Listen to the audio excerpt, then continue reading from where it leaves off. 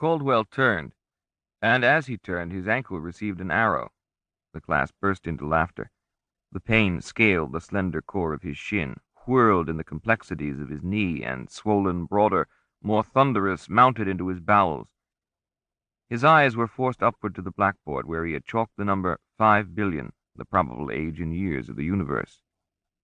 The laughter of the class, graduating from the first shrill bark of surprise into a deliberately aimed hooting, seemed to crowd against him, to crush the privacy that he so much desired, a privacy in which he could be alone with his pain, gauging its strength, estimating its duration, inspecting its anatomy.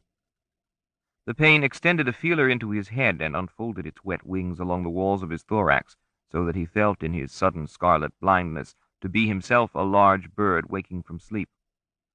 The blackboard, milky slate smeared with the traces of last night's washing, clung to his consciousness like a membrane.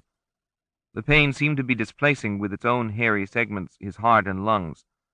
As its grip swelled in his throat, he felt he was holding his brain like a morsel on a platter high out of hungry reach.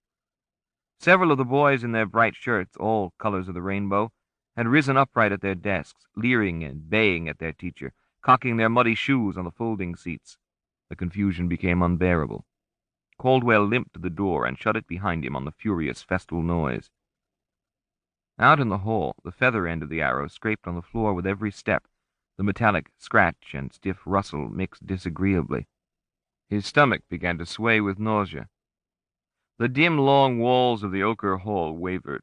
The classroom doors, inset with square-numbered panes of frosted glass, seemed experimental panels immersed in an activated liquid, charged with children's voices chanting French, singing anthems, discussing problems of social science. Avez-vous une maison jolie? Oui, j'ai une maison très jolie. For amber waves of grain, for purple mountain majesties above the fruited plain, throughout our history, boys and girls, this was the voice of Pholos. The federal government has grown in prestige, power, and authority, but we must not forget, boys and girls, that by origin we are a union of sovereign republics. The united God shed his grace on thee, and crown thy good with brotherhood. The beautiful song was blindly persisting in Caldwell's brain. To shining sea, the old baloney. He had heard it first in Passaic. Since then, how strange he had grown. His top half felt all afloat in a starry firmament of ideals and young voices singing. The rest of his self was heavily sunk in a swamp where it must eventually drown. Each time the feathers brushed the floor, the shaft worked in his wound.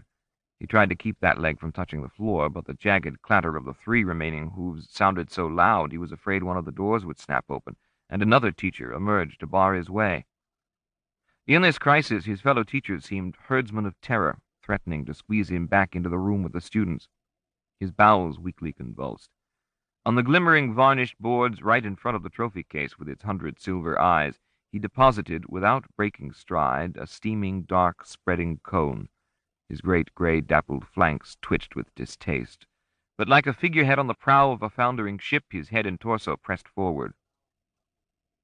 The faint watery blur above the side doors drew him on. Here at the far end of the hall, through windows exteriorly screened against vandalism, light from outdoors entered the school and, unable to spread in the viscid, varnished atmosphere, remained captured like water in oil above the entrance.